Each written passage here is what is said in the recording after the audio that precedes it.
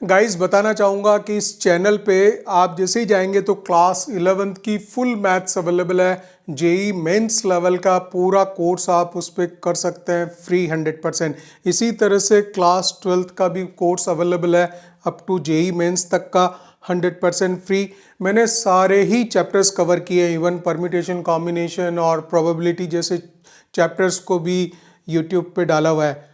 चलिए हम लोग स्टार्ट कर रहे थे, हम लोग कर रहे थे वन प्रॉब्लम सॉल्यूशन और ये क्वेश्चन आया हुआ था guys 11th of April evening session का क्वेश्चन है, मॉर्निंग सेशन का, sorry this is in morning session.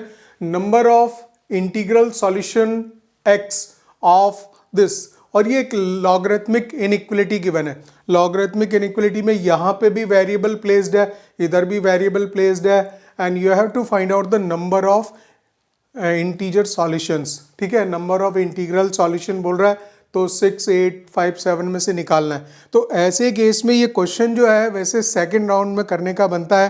First round में बाई चांस अगर आप कहीं अटके तो दिक्कत हो जाती है। ठीक है ना, इसको हम स्टार्ट लेंगे और आप ध्यान रखिए ऐसा सवाल यदि आता है तो उसको आप सेकंड राउंड में जाएंगे आप। ठीक है, सो पहली कंडीशन हम पहले वो सीख भी लें कि जो लॉग की इनइक्वलिटी होती है उसमें होता क्या, log N to the base A लिखा हुआ है, अगर ग्रेटर देन इक्वल्स टू कुछ x, यहाँ x लिख लेते हैं, चलिए यहाँ x लिख लेते हैं, यहाँ n लिख लेते हैं, कैसे भी लिख सकते हैं, आपको फंडा समझाना है ये वाला।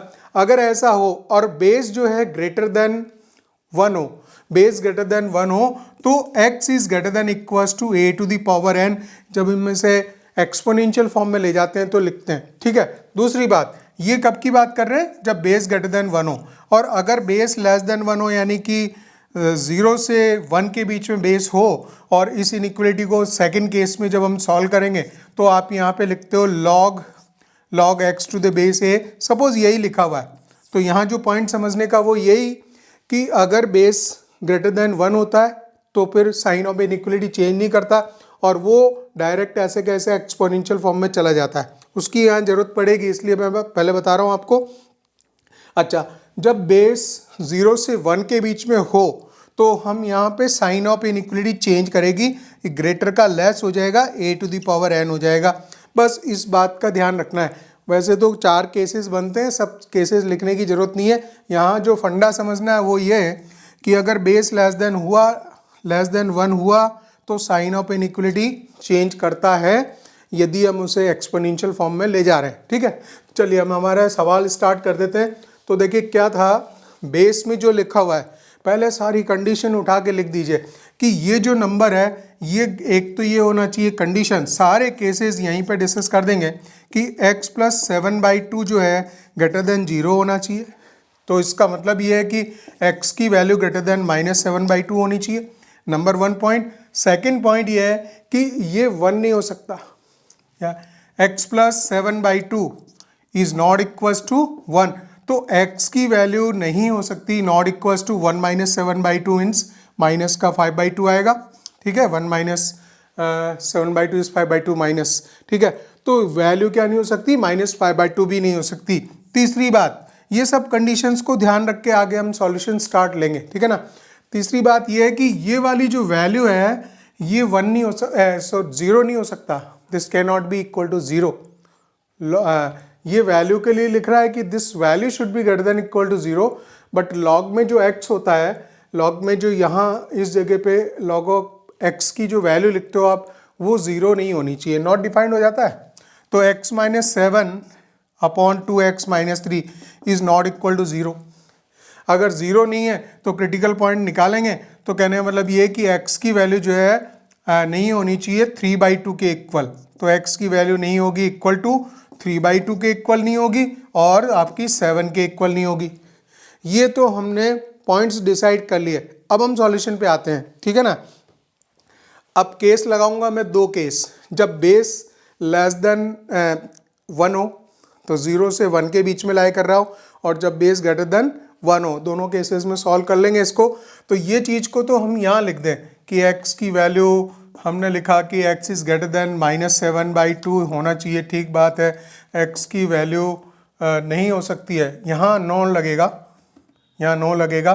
ठीक है, x की वैल्यू नहीं हो सकती है, नॉट इक्वल्स टू -5/2 नहीं हो सकती है, और क्या नहीं हो सकती है, 3/2 नहीं होगी और आपकी 7 नहीं होगी। ये सारी बातें हमने यहाँ पे लिख दी, कंडीशन ये हमारी कंप्लीट हो चुकी हैं। अब हम सॉल्यूशन पे आते हैं। केस 1 लगा देते हैं।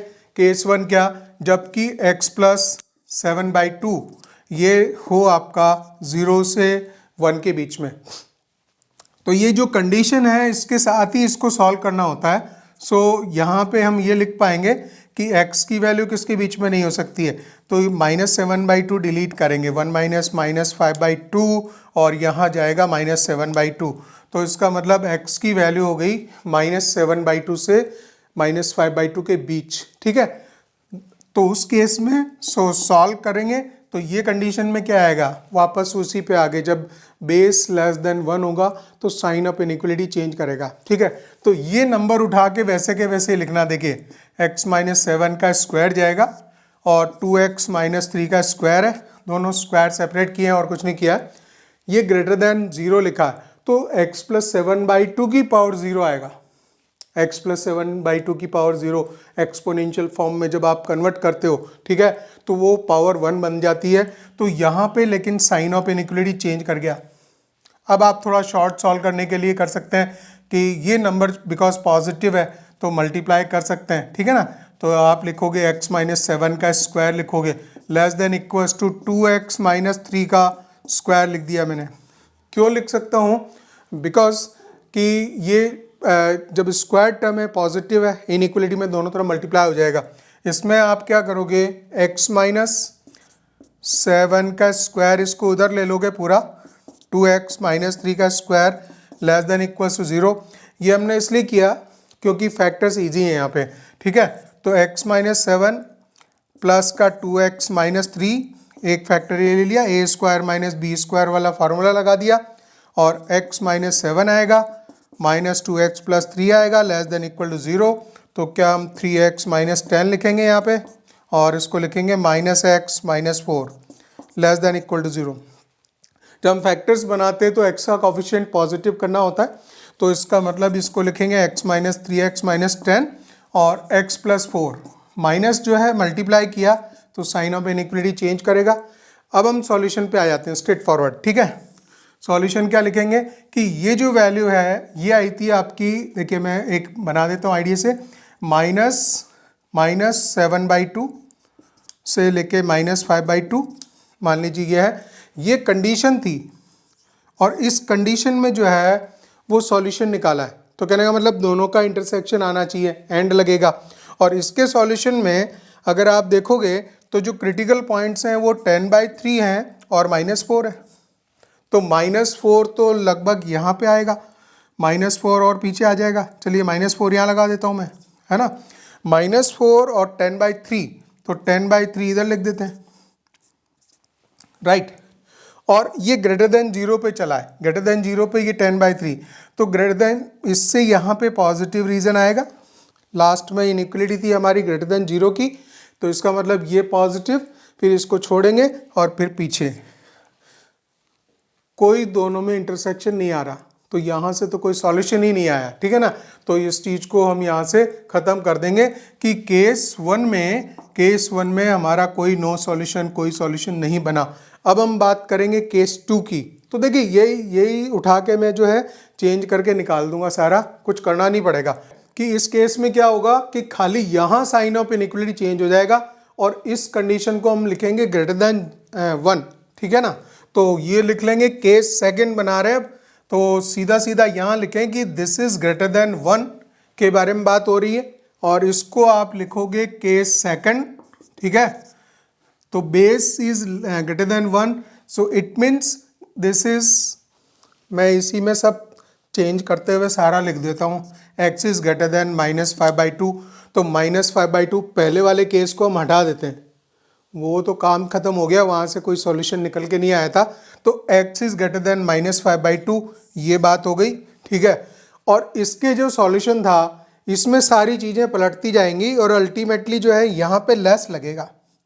बस आप ये देखिए, यही शॉर्ट ट्रिक होती है।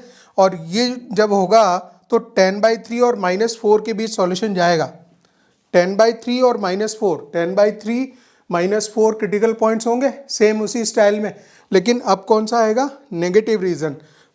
ये आपने 10/3 यहाँ पे प्लॉट किया और ये -4 प्लॉट किया, ये होता है ग्रेटर देन 0 पे पॉजिटिव और ये सिलेक्शन में जाता है नेगेटिव। तो अल्टीमेटली यहाँ हमें कॉमन मिल गया, यहाँ पे मिल रहा है -5/2 से लेके 10/3 के बीच में। पॉइंट काउंट कर लो, -5/2 के बीच में फिर आएगा -2, -1 आएगा, 0 आएगा गाइस। एक मिनट, ऐसा लिखेंगे, -2 आएगा, -1 आएगा, 0 आएगा, 1 आएगा, 2 आएगा, 3 आएगा, और ये है 10/3 यानी कि ये तो 3.3 है। तो हमारे टोटल पॉइंट्स कितने हो गए, 1 2 3 4 5 6, 6 इज द आंसर। तो इसमें फर्स्ट ऑप्शन इसमें राइट हो जाता है। तो जब ये जो लिख देते हैं फर्स्ट टाइम में, उसको फिर जो है चेंज करने की जरूरत नहीं है, वहाँ से सेकंड का सॉल्यूशन निकल के आ जाता है। ठीक है, फास्ट ट्रैक आप सॉल्व कर सकते हैं।